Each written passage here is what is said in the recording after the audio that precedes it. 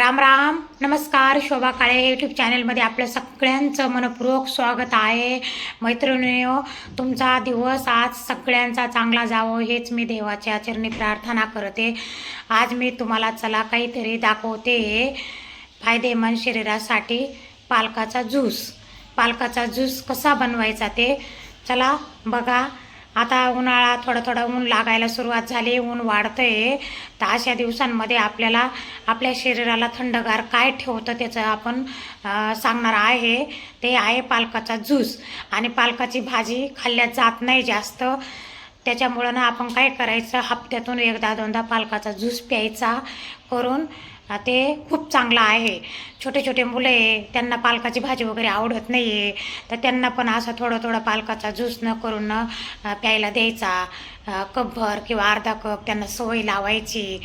आता इथं पालक घेतली मी मिठाच्या पाण्यात धुवून, आणि पालेभाज्या कुठल्याही मिठाच्या पाण्यात धुवून घ्यायच्या. आता इथं पालक झाली आपली धुणं.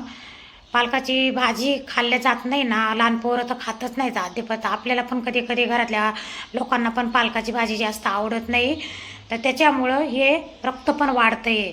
आपल्याला डॉक्टर लोक पण सांगतात ना की जास्त पालकाची भाजी खा वगैरे, पण ते खाल्ल्या जात नाही. रोज रोज थोडी आपण पालकाची भाजी खाणार आहेत, नाही खाणार. तर त्याच्यामुळं ना अशी ज्यूस करून प्यायचा. तर ज्यूस पिल्याला सगळ्यात फायदेमंद आहे, आणि रक्त पण वाढतं, रक्त पण शुद्ध होतं पालकाच्या ज्यूसमुळं. आता इथं ज्यूस होतं आहे, आणि पातळ करायचा ज्यूस, जास्त पाणी टाकायचं. आता इथं आपला ज्यूस तयार होते. असा करून ज्यूस प्या, खूप चांगला राहतो सगळ्यांना. आणि जास्त करून जास्त वयस्कर बायांना असा ज्यूस वगैरेच पिला पाहिजे, कारण शरीर नाजूक होतं ना, जसं जसं वय होईल तसं त्याच्यामुळं ना असा ज्यूस वगैरे आपण पिला पाहिजे.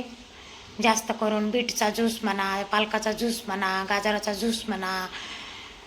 आता इथं झाला आहे आपला रेडी ज्यूस.